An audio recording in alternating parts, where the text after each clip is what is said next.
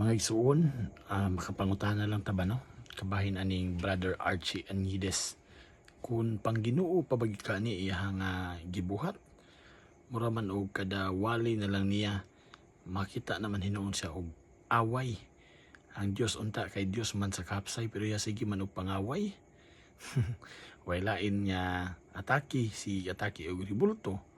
Kung pasabton po nato about sa ribulto, di po maminaw kay magbuot og iya. So kamo dali sabot kung pangginoo pa ba kaniya ato paminawon. Tao diri sa kusay masuko kung badlungon may tungod sa ribulto. Dili ko na iapil. Naman sa Ginoo, naman sa Biblia. Nari sa Biblia kung gigunita na Biblia. Nari na ribulto, undangan yung ribulto. Buhat ni CCTV 29. Busa kay mga anak man kita sa Dios. Dili na to nanaon nga ang pagka-Dios sama sa dagway sa larawan sa tawo. Pero sa inyong gibuhat, unsa inyong gibuhat igsoon?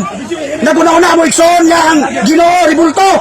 Dili ribulto ang Ginoo, dili pati ang Dios. Tuwa siya karon igsoon dito sa trono samahan. Nangayo po mga kaiksunan. Muna nga dapat na mahigmata mga kaiksunan. Muna yung mga tawanan nga nakatawa kay lagi dili sila mudawat sa pulong sa Ginoo igsoon kay ang gusto nila gigugmaon ang ribulto. Sumo to no mga igsoon no atong nadungog. Pagyapon kasabot no. Again atong ibalik nga kita mga Katoliko aduna kitay we are called the Church of Distinction. Nakaila kita unsa ang Dios unsa ang mga larawan sa mga balaan. Kay mo man gingon sa Leviticus 10:10 ilha ang balaan ug ang dili balaan.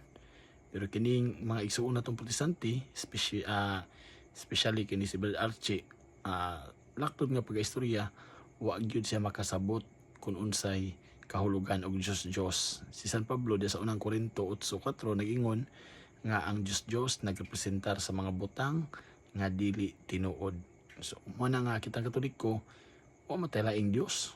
Ato ganinang gipadayag sa itong mito ako sa Diyos, amahan makagagahom sa tanan. We believe in one God. So, tinaw na kayo bro Archie. Unta makasabot ka bro. God bless.